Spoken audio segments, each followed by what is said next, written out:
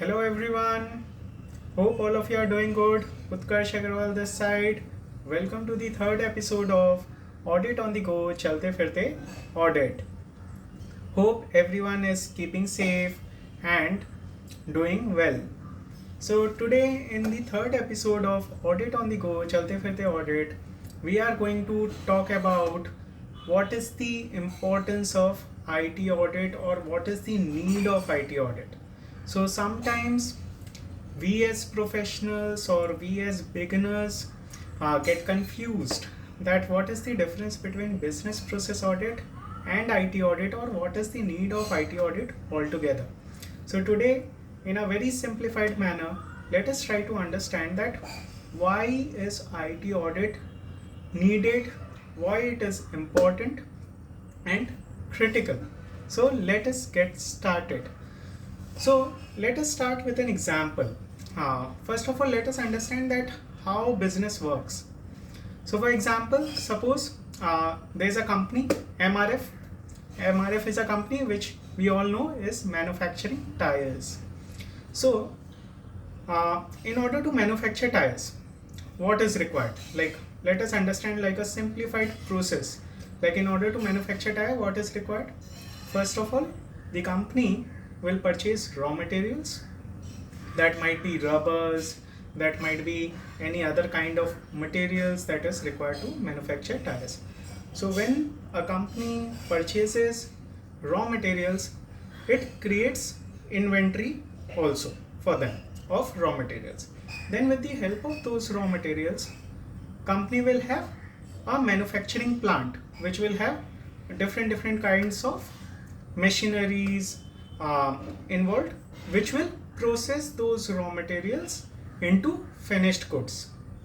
And what will happen, that once the raw materials are purchased, they are processed via the machineries into finished goods, that is the tires, that will be sold in the market. So when the sales happens, there are two types of sales that will happen.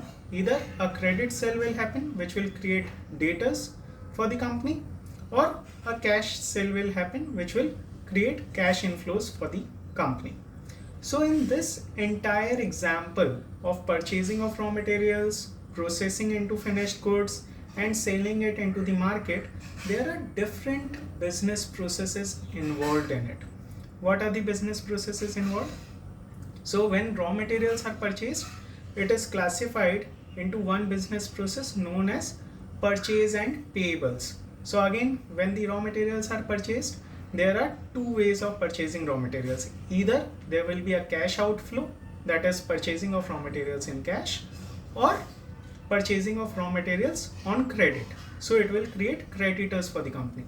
So this process is getting defined, is getting completed in a business process known as purchase and payables.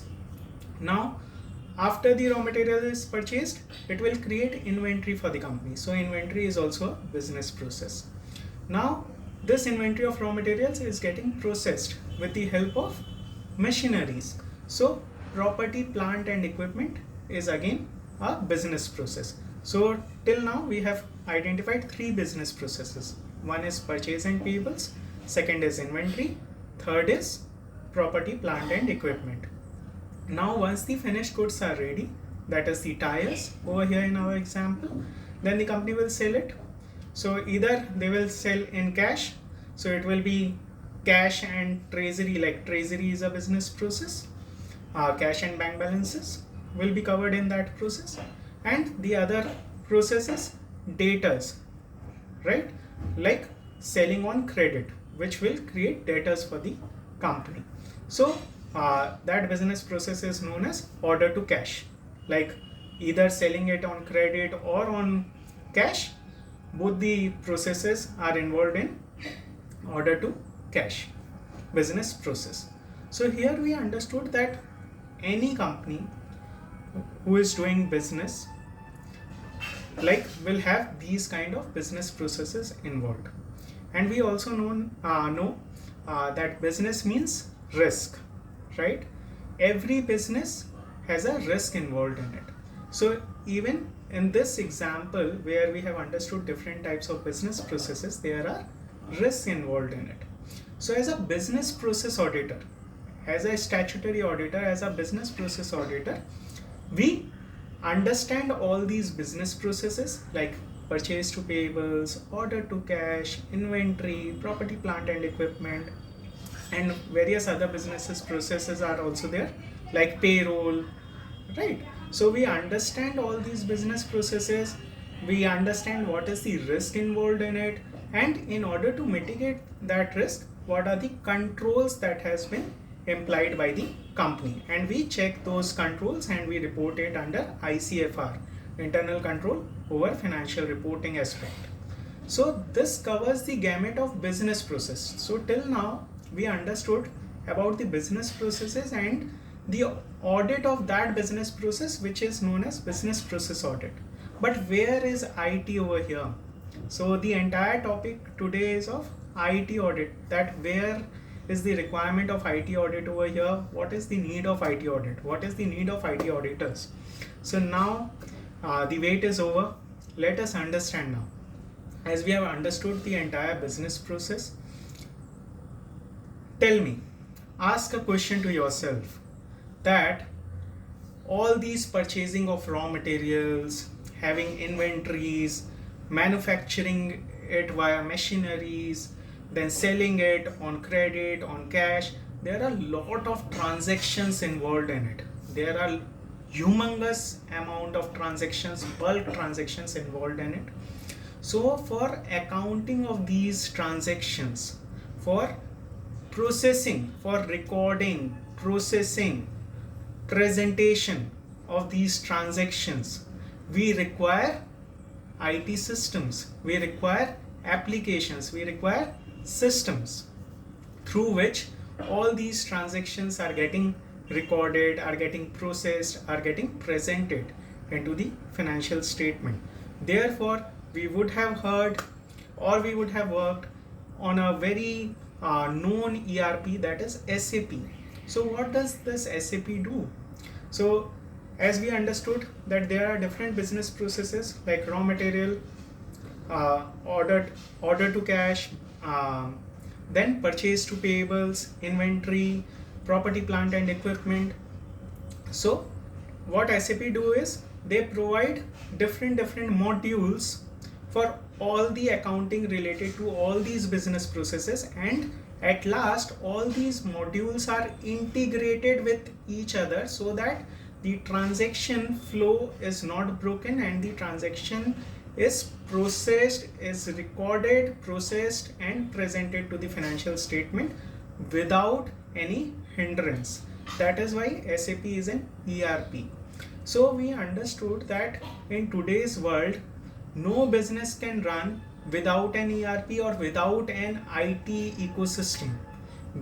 We as a company or like any business would require a set of applications and IT ecosystem in order to process, in order to record, process and present their transactions to the financial statement. So equally the IT ecosystem becomes very important for us, because if there is a risk in our IT ecosystem, like if there is any unauthorized access to our IT applications, systems, and if there are any unauthorized changes made to our IT systems, IT applications which are processing our business process transactions, or any backups that is required to be taken for these IT applications, IT systems is not taken properly or are erroneous in nature and is not getting resolved in a timely manner, then what will happen is that all these transactions that are happening at the back end will be manipulated or will be erroneous in nature, which will not help the business process auditors at last to audit these business processes.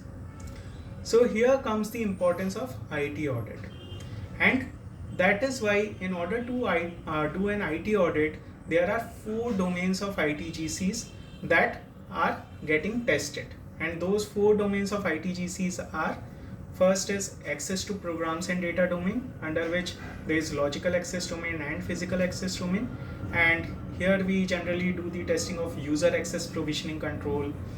Then we check user access modification recertification controls. Then here we check that whether the terminated user's access is being revoked in a timely manner or not. Then we do automated control testing. We do password configuration setting testing, that whether the password configured is as per the company policy or not. Then the second domain of ITGC is change management, where we check that all the changes are properly authorized, and there are 3 environments: development environment, test environment, and production environment should exist, and all should be segregated. There should not be any overlap.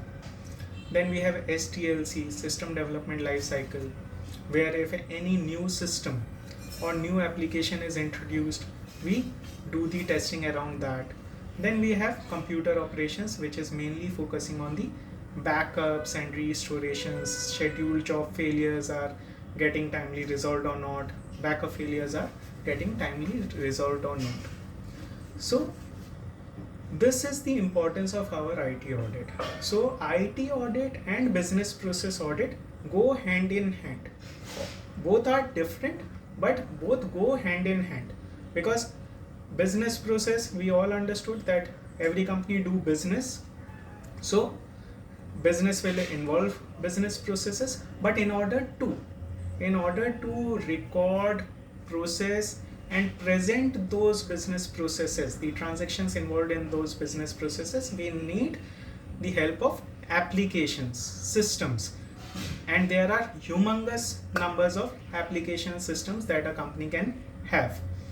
And so it is very important that we have to ensure as an IT auditor that all these applications or the systems which are involved in the processing of all the transactions are free from the unauthorized access, or are operating in the best possible manner which the company requires. So in order to check that, we apply 4 domains of ITGC testing that we have discussed now. But the importance is, or the important thing to understand over here is that, okay, a company might have, suppose, 30 applications, 50 applications, 80 applications involved. So whether all the applications are in scope for our IT audit? No. Only those applications